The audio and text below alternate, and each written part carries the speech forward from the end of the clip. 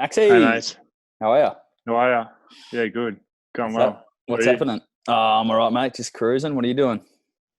No, not much. Just had a run this morning with Skunk. I'm just chilling out now. Very good, mate. Very good.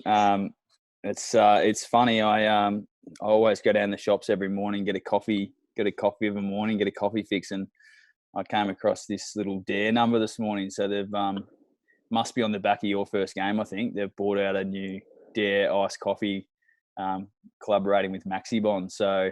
Oh, beautiful. So How good's you, that? I know you're the talk of the town, mate. But getting a Dare Ice coffee named after you for one game is pretty rich. But if you're a fan of coffee and you're a fan of Maxi Bond, then get your hands on one of these, mate. They're pretty good. So you've done well to have a drink named after you in one game. Sounds good. What have you been up to anyway? No, not heaps, mate. Just trying to get the training done in the morning and then trying to fill my day with some other things, but don't have heaps going on. Pretty bored, mate. Your brother's still home from the Goldie? Yeah, he's home. He's just waiting for a call until he goes back. So we've been hanging out a bit, doing a bit of training together. So yeah, it's good fun. Must be handy having him home. You haven't tried to twist his arm to stay down in Victoria for a bit longer, have you? No, it is good though having him back this time of year. I didn't think it'd happen, so it feels a bit back to normal having everyone home, having everyone around. So yeah, we're having a good time. Oh, that's good, mate. Well, I caught up with Jack Sinclair today. Like you said, we've been training pretty hard this little period already. So you did a bit of training with another forward today, Timmy Membry, and I heard you had a little bit of a comp at the end of training today, and he lost, so he owes you a treat at some stage. So that's nice to hear. Yeah, had a little bit of a crossbar challenge to finish the running session. So yeah, happy to come out on top. No, that's good. While we got you here, we you haven't had much chance to sort of talk about your first game. It was obviously different circumstances, and at the end of that game, we wrapped it up, and we've been in isolation pretty much since. So it'd be good to hear what you thought of the first game. It was obviously a different experience for someone who's supported the football club his whole life and probably dreamt about pulling on a Saints jumper his whole life, and dreamed about running out in front of 30 or 40,000 people in their first game. And I know your mum and dad didn't really know if they were going to be able to come to the game until the sort of last 24 hours before the game. So tell us a bit about that experience and what it was like playing in front of no crowds for, like I said, a guy who supported the Saints his whole life growing up.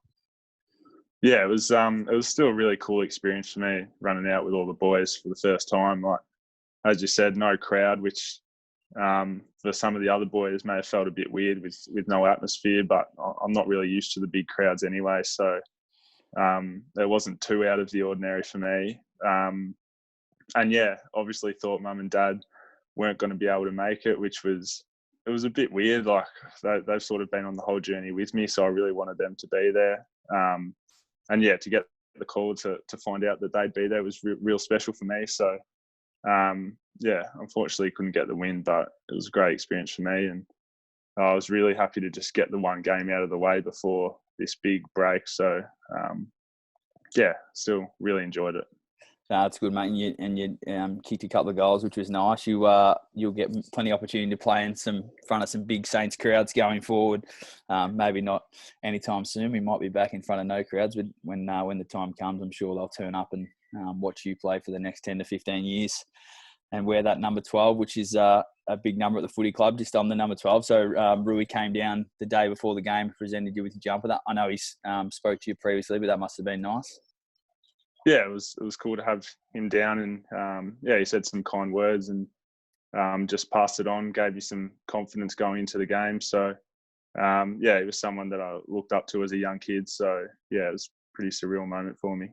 Yeah, that's good. And last year we drafted one of your mates who lived with you, Jack Bytel, and this year we got another one of your mates in Bally. So tell us about them guys individually, but tell us about how important it's been for you to have those two sort of come through at the same time with you, and what you guys sort of are getting up to, and how you guys see the future. Obviously, you guys will be pretty keen to play some footy together for a long time now. So what's that look like in the future? Yeah, it's good. It's good to get a familiar face in the club. Obviously, you make friends with all the boys who are in there.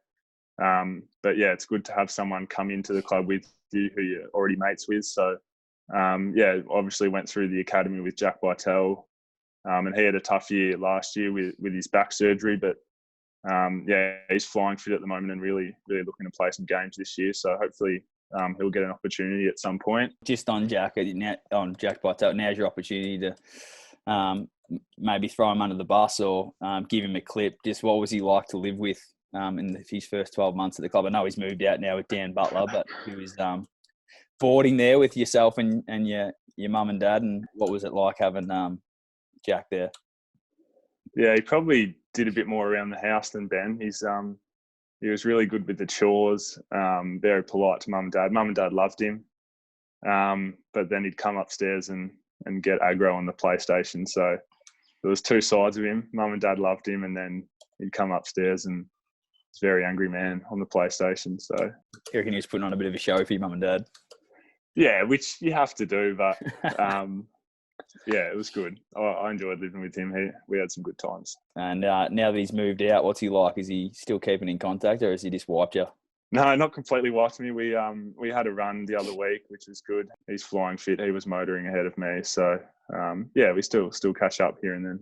No, that's good, and he'll hopefully kick the ball down your throat for plenty of times to come. So make sure you keep being nice to him. And what about Belly? Tell us a bit about Belly. Yeah, so I've been schoolmates with Belly for a long time. Played a lot of school footy together. He's a funny kid, so it was great to have him walk in the club. He's got a lot of potential. He's still pretty raw, which you'll obviously see by looking at him. He's not much fat or muscle on him. But yeah, it's really good to just have another familiar face in the club. We've had some good times already, and hopefully at some point we can play some games together. Yeah, that'll be nice. He's like you said, he's a raw talent, Belly, but you and him are quite similar in your stature, so hopefully you can do a lot of work together and get out there. Exactly. Be mistaken for triplets, him and your brother Ben. So what are your plans for the next few weeks? We're obviously going to be still at home for a while now. Have you set yourself any goals, or while you're locked away at home? Not really. I just keep ticking away at training, and I've got a bit of uni stuff to do. So what are you studying? Studying commerce. So just doing a bit of that online each week. But yeah, other than that, there's not heaps going on over here. I'm studying commerce as well, mate. So if you ever need anyone to come and give you a chop out and tutor you, just let me know, and I'm nearly through my degree, so I can give you a bit of a rundown on what it's going to take. So thanks, mate. It's good that you're doing that outside of footy. Very, very good. And you been doing any cooking, or is your mum and dad just still looking after you in that respect? Mum's pretty good. She's been doing well. My brother actually made a paella the other night, which was beautiful. So he's learnt some cooking up on the Goldie and brought that little meal home. So yeah, it was pretty nice. What have you noticed with obviously who's he living with up there, Ben? Jack Lukosius and Sam Fletcher. Three of them live in a house. Yeah.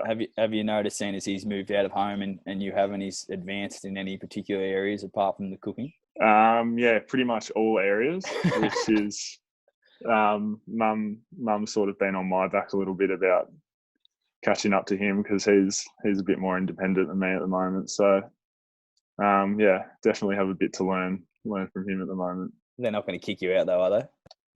No, hope not. No, very good. All right, mate. Well, I'll let you go. Thanks for chatting with us. Remember, get your hands on one of these. They're yeah, will do. They're quite tasty, but well done for getting Dare on board to name a drink after you after one game. You must be pretty special. So, good work, mate. Thanks, Dare. Thanks, mate. Keep training well. I'll catch you soon. Yeah, see you, mate. Stay, Maxie.